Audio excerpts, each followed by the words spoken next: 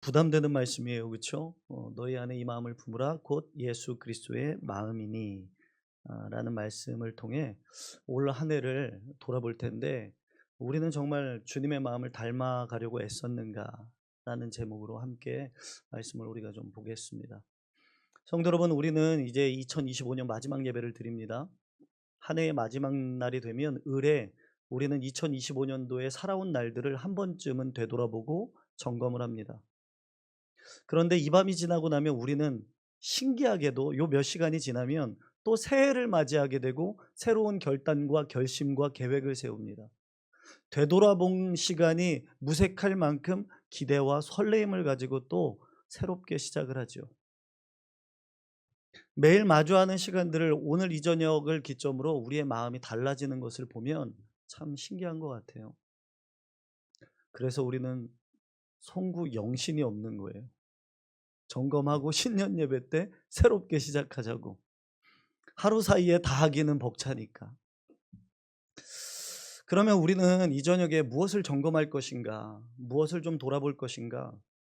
보통은 결산, 연말 결산 그러면 우리는 세상에서 보면 자녀는 어떤 모습으로 올 한 해를 살았나? 취업을 잘했나? 아니면 좋은 대학 갔나? 아니면 얻고자 하는 걸 얻었나? 를 결산하든지, 아니면 올 한해 내가 다이어트를 결심했는데 다이어트가 잘 되었는가? 아니면 내가 하고자 하는 계획했던 것들이 잘 이루어졌는가? 또는 내가 투자한 그 투자가 우상향을 그리고 있는가? 내가 잘 투자를 해서 연말에 결과물이 좋은가? 뭐 이런 것들을 결산을 합니다. 그러니까 주로 세상 사람들이 결산하는 건 주로 소유와 성과에 대한 결산들을 보통 합니다. 그리고 그걸 가지고 평가를 하죠. 이런 점검은 사실 우리의 생존과 삶과 직결되기 때문에 더욱 중요한 문제로 우리는 여깁니다. 그런데 오늘 본문에서 사도 바울은 우리에게 다른 질문을 합니다. 뭐라고 말합니까? 너희 안에 이 마음을 품으라. 과연 우리는 이 올 한 해 참 열심히 치열하게 살았는데, 과연 그 치열함과 열심 속에 우리 마음에 어떤 마음을 품고 우리는 살아왔는가? 성경은 올해 당신이 무엇을 얻었느냐를 묻지 않아요. 뭘 묻습니까? 올해 내가 누구의 마음을 품고 살았는가를 묻고 있는 겁니다. 인생의 진정한 성패는 내가 무엇을 가졌는가가 아니라 내 영혼의 중심이 지금 누구를 향해 누구를 닮아가고 있는가에 달렸다고 성경은 말하고 있는 겁니다. 그런 의미에서 우리 교회 이름이 무엇입니까? 우리 같이 한번 또박또박 이야기해 볼까요? 우리 교회 이름 시작. 우리 교회는 매년 표어를 새롭게 세우지 않습니다. 왜 그러냐면 우리가 일평생 쫓고 우리의 정체성이 되는 그 말씀이 우리의 이름이기 때문에 그렇습니다. 우리의 교회 이름, 주님의 마음을 닮아가는 것. 교회 이름이 곧 우리의 정체성인 거죠. 그렇다고 한다면 우리는 올 한 해 정직하게 이 질문 앞에 내 자신이 물어야 됩니다. 나는 올 한 해 정말로 주님의 마음을 단 한 번이라도 지키기 위하여 몸부림쳐 보았는가? 눈물 흘려 보았는가? 그래서 우리는 본문을 중심으로 몇 가지를 점검할 텐데, 그 점검의 내용이 또 다른 2026년의 새로운 결단이 되기를 간절히 바랍니다. 먼저 우리가 점검할 것은 우리가 올 한 해를 살면서 예수님의 이름을 이용했는가, 아니면 예수님의 이름을 마음에 품고 살았는가 하는 겁니다. 본문에서 이 마음을 품으라라고 할 때 헬라어 프로네이테라는 단어는요, 단순히 따뜻한 감정, 품는, 안아주는 따뜻한 감정을 의미하지 않습니다. 여기서 품는다는 이 헬라어 단어는 사고방식, 가치관의 체계, 그리고 판단 기준을 의미합니다. 즉 예수님처럼 따뜻함을 느끼는 수준을 넘어 예수님처럼 생각하고 판단하고 반응하라는 말씀입니다. 그래서 본문에서 품으라는 것은 감정이 아니라 우리의 정체성을 의미하는 겁니다. 내가 말씀에 붙들려 선택하고 판단하고 행동했는가?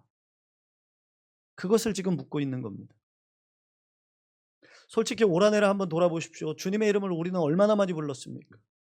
내 인생에 위기가 찾아오고, 내 인생에 어려움이 찾아오고, 상처가 생겼을 때, 기도가 필요할 때, 문제가 터졌을 때 우리는 예수님의 이름을 목 놓아 부르짖었습니다. 하지만 예수님의 마음에 우리가 관심이 있었는가? 우리가 필요해서 주님을 부르긴 하지만 정작 내가 부른 그 주님의 마음이 어디에 있는가를 나는 관심 두고 살았는가? 예수님을 믿는다고 하지만 실제 삶의 현장에서 우리는 세상 사람들과 똑같은 삶의 방식과 생각으로 분노하고 똑같은 기준으로 사람을 차별하고 판단하며 정죄하며 살지는 않았는가? 어느 책에서 본 글을 제가 적어 놓은 것이 있는데 그 책에서 이런 글을 써 놓았습니다. 이 시대의 그리스도인들에게 이렇게 말합니다. 우리는 예수를 내 소원을 들어주는 비서로 고용했지 내 삶을 송두리째 바꿀 주인으로 모시지 않았습니다. 그러니까 교회 문을 나서는 순간 주님의 마음은 교회 의자에 두고 내 고집과 내 성질만 가지고 세상으로 뛰어든 것 아닙니까? 라고 말하고 있습니다. 우리는 그토록 수많은 예배를 드리고 수많은 기도를 했지만 과연 우리는 그 가운데 주님의 마음을 품고 살았는가? 예배드리며 받은 은혜와 깨달은 그 결단들이 내 일상 속으로 이어졌는가? 그렇다면 예수님의 마음을 품기 위해서 우리는 어떻게 해야만 했을까요? 성경은 이렇게 말합니다. 로마서 12장 2절. 너희는 이 세대를 본받지 말고 오직 마음을 새롭게 함으로 변화를 받아 하나님의 선하시고 기뻐하시고 온전하신 뜻이 무엇인지 분별하도록 하라. 무슨 말인가? 주님의 마음을 품는다는 건 즉 말씀에 붙들려 산다는 거예요. 말씀. 나의 삶의 기준이 누군가를 바라보는 기준이 누군가와 대화하는 기준이 말씀에 근거했는가? 아니면 세상의 정보와 유행이나 나의 인생의 노하우나 논리에 근거를 두고 살았는가? 묻고 있는 겁니다. 성도 여러분, 말씀에 붙들려 있고 말씀을 기준으로 사는 사람은요, 주님의 마음을 품고 살아갈 수밖에 없습니다. 이건 경험해 본 사람은 압니다. 그 말씀이 나를 가만히 두지를 않기 때문에 그렇습니다.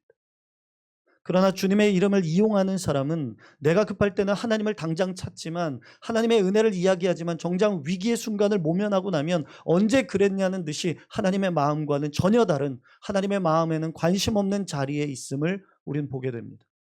그럼 나는 지금 어디의 자리에 있는가? 우리는 올 한해 예수님의 이름을 이용하는 자였는가? 주님의 마음을 품는 자였는가? 스스로를 이 저녁에 돌아봐야 합니다. 이 말씀을 준비하는데 사실 저도 제 머릿속에 수많은 상황들이 스쳐 지나가는 겁니다. 기억하지 못했던 무심코 지나갔던 일들까지 막 기억이 나는데 제 마음이 너무 괴롭더라고요. 그 자리에서 회개하지 못하고 내 마음과 주님께 기도한다는 명목하에 주님의 마음을 이용해서 내 뜻대로 하려고 했던 것들이 너무 많음을 깨닫게 하시는 거예요.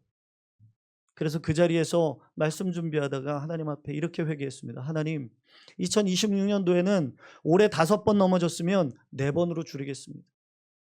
완전하게 할 수 있다고 내가 보장은 못하지만 하나님 3번으로 2번으로 주님의 마음을 붙들고 살아가려고 몸부림치겠습니다. 그러니 하나님이 연약한 나를 붙들어 주시옵소서. 그렇게 기도했습니다. 그런 기도가 우리 가운데 있기를 간절히 축복합니다. 이 시대에 우리를 주님이 왜 부르셨을까? 단순히 우리가 생각하는 것처럼 우리가 생각하는 복을 주기 위해 주님이 부르셨을까? 그것이 아니라 주님의 마음을 품은 자를 통해 이 땅에 이 세상에 하나님의 복음이 흘러가기를 원하시기에 우리를 부르신 줄로 믿습니다. 우리를 택하신 거죠. 그렇다면 두 번째 점검할 것은 올 한 해 동안 나 자신의 높아지려는 본능을 꺾고 낮아짐 가운데 낮아지려고 결단하는 인생이었는가? 내 높아지려는 본성을 꺾고 낮아지려고 결단하는 인생이었는가? 올 한 해 한번 자신을 점검해 보십시오. 멀리 갈 것도 없습니다. 우리 배우자에게서. 내가 우리 배우자보다 위에 있으려고 했는가? 아니면 내가 그럼에도 말씀 속에서 낮아지려고 결단하고 내려놓고 내 배우자를 세워주며 살았는가? 내 자녀에게, 내 직장 동료에게, 교회 지체들에게 나는 어땠는가? 빌립보서 한 번 더 볼까요? 빌립보서 2장 6절에서 8절 말씀입니다. 빌립보서 2장 6절에서 8절까지 말씀 찾으셨으면 우리 한 목소리로 함께 합독하겠습니다. 그는 근본 하나님의 본체시나 하나님과 동등됨을 취할 것으로 여기지 아니하시고 오히려 자기를 비워 종의 형체를 가지사 사람들과 같이 되셨고 사람의 모양으로 나타나사 자기를 낮추시고 죽기까지 복종하셨으니 곧 십자가에 죽으심이라. 아멘. 주님이 뭐라고 말씀하십니까? 6절에서 8절까지 예수님의 마음을 한 단어로 표현하면 비우심입니다. 비우심. 오늘 본문에 보니까 주님은 하나님과 동등되셨으나 그 권리를 내려놓으시고 인간의 몸을 입고 이 땅에 오셨고 자기를 비워 종의 형체를 가지고 이 땅에 오셨으며 죽기까지 하나님의 말씀에 복종하셨노라고 말씀합니다. 여기서 우리가 주목해야 할 점은 이거죠. 주님은 겸손을 타고난 성격이 아니었다는 거예요. 주님은 이 안에 철저한 자기 부인이자 결단이 있었다는 거예요. 자기 부인이 뭡니까? 내 인생의 주인이 내가 아니라 하나님이심을 고백하는 거 아닙니까? 십자가를 앞에 두고도 주님은 뭐라고 말씀하십니까? 내 원대로 마옵시고 아버지 원대로 하옵소서. 주님은 기도했던 거예요. 치열하게 내적 갈등과 싸움을 했던 거죠. 그리고 결국에는 하나님 앞에 내가 순종하기로 작정하신 거죠. 높아지려는 본능을 가진 내가 낮아지기 위해서는 치열한 내적 전투를 벌여야지만 가능한다는 겁니다. 그렇게 결단할 수 있다는 거죠. 여러분, 내가 높아지려는 본능을 꺾고 낮아지고자 결단하는 것은 그냥 되지 않는다는 거예요. 그렇다면 오늘 이 시간까지 올 한 해 여러분 어떻게 사셨습니까? 이 시대는요, 요즘 어른들이나 아이들을 보면 자존심으로 버티는 시대인 것 같아요. 자존심을 조금만 건들면 난리가 나죠. 직장에서 대접받고 싶고 자녀들에게 존경받고 싶고 교회에서도 어른 대접받기를 원합니다. 그래서 누군가 내 자존심을 조금만 건드리면 견디질 못해요. 내가 누군데 나에게 이렇게 나니까 이만큼 참아주지. 그런데 주님이 오늘 우리에게 묻는 거예요. 너는 왜 그렇게 끝까지 이기려고 하니? 너는 왜 그렇게 너의 권리만 주장하니? 갈라디아서 2장 20절 내가 그리스도와 함께 십자가에 못 박혔나니 그런즉 이제는 내가 사는 것이 아니요 오직 내 안에 그리스도께서 사시는 것이라. 한 해를 마무리하며 우리가 회개할 것이 있다면 아마도 여전히 시퍼렇게 살아있는 내 자존심, 그것이지 않을까 생각됩니다. 여전히 말씀을 듣고 예배 현장에 있지만 운전하다가 끼어드는 차를 보면 금방이라도 뛰어나갈 것 같고, 부부싸움을 하면 금방이라도 서로 헤어질 것 같이 싸우고, 서로의 공로와 서로의 희생을 알아주지 않는다고 속상해하고 상처를 받습니다. 내가 죽고 내 안에 예수님의 마음이 드러날 때 비로소 그곳이 하늘의 은혜와 평강이 임하게 될 줄로 믿습니다. 며칠 전 다른 교회 성도님을 만나게 되었어요. 한 1년 만에 뵌 것 같아요. 만나서 이제 답답해서 만나자고 그래서 이제 만나서 이런저런 얘기를 하는데 그분이 이야기 가운데 이런 얘기를 하시더라고요. 목사님 말씀대로 사는 게 참 어려워요. 참 힘들어요. 목사님 설교를 들어도 교회 밖을 나갈 때가 되면 전혀 그 말씀이 생각도 안 날 뿐더러 삶 속에서 그 말씀이 적용되지도 않아요. 그래서 때로는 그 적용하지 못하고 실천하지 못하는 자기 스스로가 너무 괴로울 때가 있어요. 그렇게 말씀하시는데 여러분 사실 생각해 보세요. 그 말씀대로 순종하고 살지 못하는 그 마음 속에는 어떤 마음이 있냐면 내가 낮아지기 싫은 마음인 거예요. 내 자존심, 내 자존감. 내가 낮아지기 싫으니까 내 안에 높아지려는 본능이 있으니까 낮아질 수 없고 낮아질 수 없으니까 용납이 안 되는 거예요. 그러면서 하시는 말씀이 그분이 이렇게 말하는 거예요. 믿지 않는 남편이, 교회를 한 번도 나오지 않는 남편이 고난주간에, 하필이면 고난주간에, 2026년 고난주간에 동남아 여행을 잡아놨대요. 일주일. 그런데 이 믿지 않는 남편이 아내가 열심히 교회 나가는 걸 아니까 동창이랑 같이 여행을 가는데, 동기들이랑 주일을 피해서 잡은 거예요. 아내를 배려하기 위해서. 원래 주일날 출발하는데 그나마 내가 사정사정해서 당신 주일 예배 가고 마치고 가도록 내가 했어 라고 하는 거예요. 근데 이 성도님은 그러는 거예요.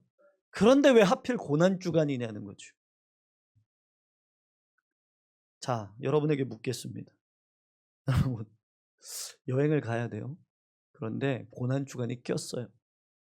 주일날 예배는 드릴 수 있습니다. 어떻게 하시겠습니까? 속으로 대답하세요. 속으로. 밖으로 대답하지 마세요. 그리고 옆에 분에게 묻지 마세요. 속으로. 자기에게 물으세요. 자기 스스로에게 정직하게. 그러면서 이제 그분이 마지막에 이제 이야기 끝에 이런 이야기를 하는 거예요. 아, 배려해 준 건 좋은데 목사님 기도해보고 지금 안 가는 걸로 하려고 고민 중입니다라고 이야기해요. 믿음 대빵 좋아요, 그렇죠? 믿음 너무 좋은 것 같아요. 어떻게 생각하십니까? 그래서 제가 뭐라고 했을까요? 이렇게 말했어요. 들어보세요. 성도님, 제 생각은 이래요. 믿지 않는 남편이 아내를 위해 친구들에게, 한 10명이나 되는 부부에게 싫은 소리 들어가며 월요일로 미루었다고 한다면, 고난주간이 비록 예배를 드리지 못한다고 해도 여행에 참여해서 잘 들으셔야 돼요. 오해하면 안 돼요. 참여해서 나를 배려한 믿지 않는 남편을 위해 주님의 십자가를, 그 고난을 기억하며 평소보다 더 사랑하십시오. 더 희생하시고, 더 받아주고, 인내하고, 품어주고, 안아주십시오. 그리고 기다려주십시오. 남편의 마음이 아내의 낮아짐을 통해 그렇게 하면 복음이 그에게 흘러들어가지 않겠습니까? 그렇게 분위기가 좋을 때, 그리고 남편이 싱글벙글할 때, 여보, 우리 이번 주일날 예배 한번 나가볼까? 라고 한다면 그래도 적어도 다른 때보다 들어주지 않겠습니까? 그런데 우리는 어떻습니까? 이런 상황이 되면 고난주간 참석을 합니다. 기도하고 작정하고 결단하고 고난주간 참석을 해요. 믿음 진짜 좋은 것 같죠. 그렇게 은혜롭게 기도하고 고난주간 은혜 받고 십자가 사랑을 눈물로 고백하고 집에 왔는데 남편이 설거지 안 해놓으면 잡아 먹을 듯이 눈을 부라리면서 가만히 두질 않아요.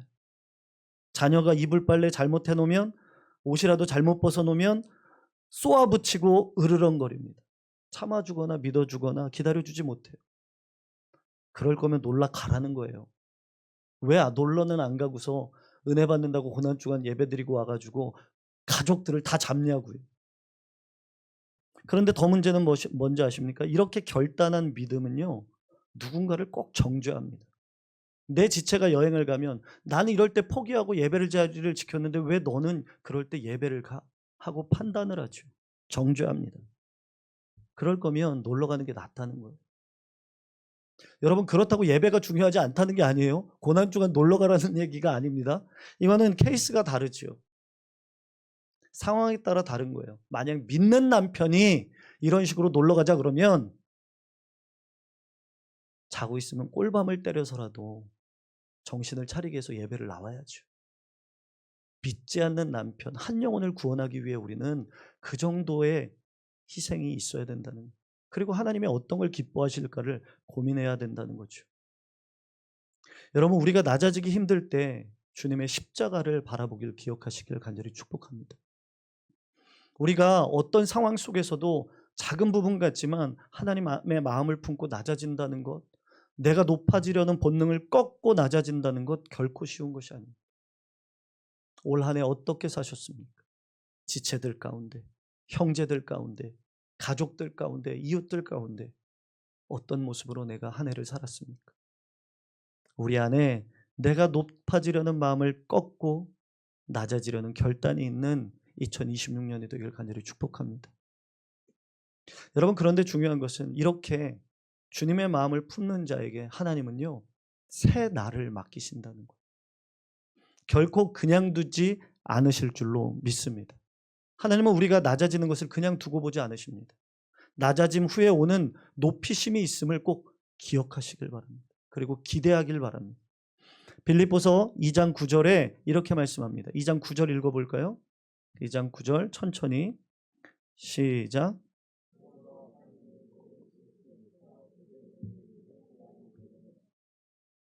뭐라고 말씀합니까? 이러므로 하나님이 그를 지극히 높여, 주님을 지극히 높여, 낮아지셨던 주님을 지극히 높여 모든 이름 위에 뛰어난 이름을 주시고.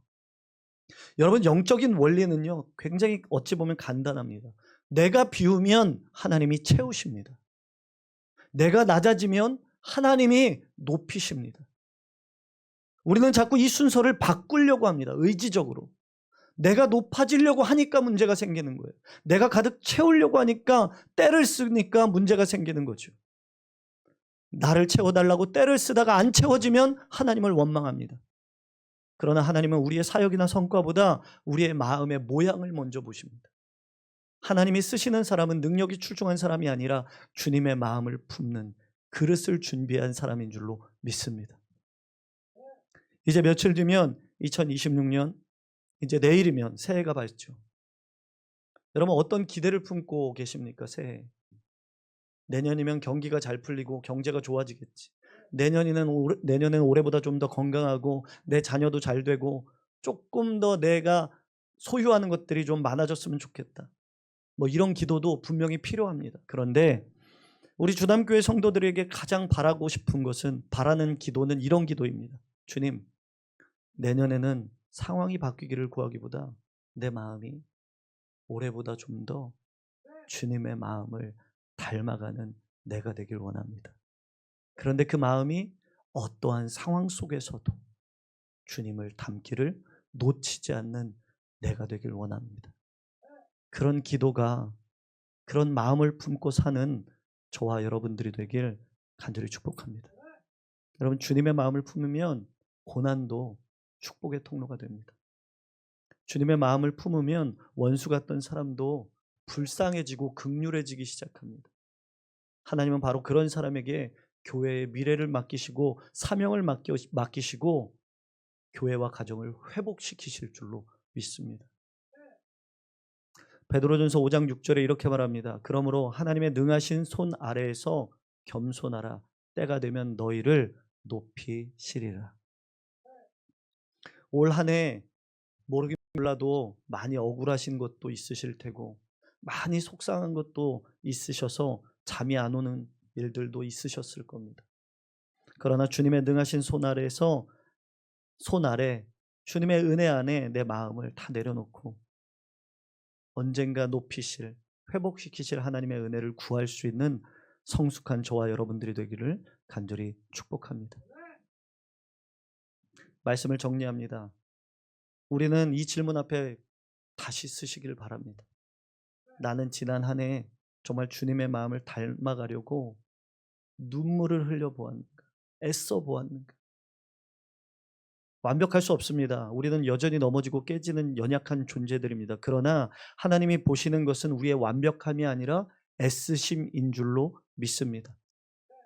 화가 치밀어 오를 때 주님의 십자가를 생각하며 한번 참고, 내 권리를 주장하고 싶을 때 주님도 이름도 없이 빛도 없이 이 땅 가운데 모든 것을 내려놓으셨던 그 모습을 기억하며 나 또한 내 권리를 내려놓을 수 있는, 그리고 세상의 개선법이 아니라 주님의 사랑법으로 손해보기를 선택하는 용기가 있는 그런 이 시대에 정말 주님의 모습, 형상을 닮아가는 그런 애씀이 있는 저와 여러분들이 되기를 간절히 축원합니다.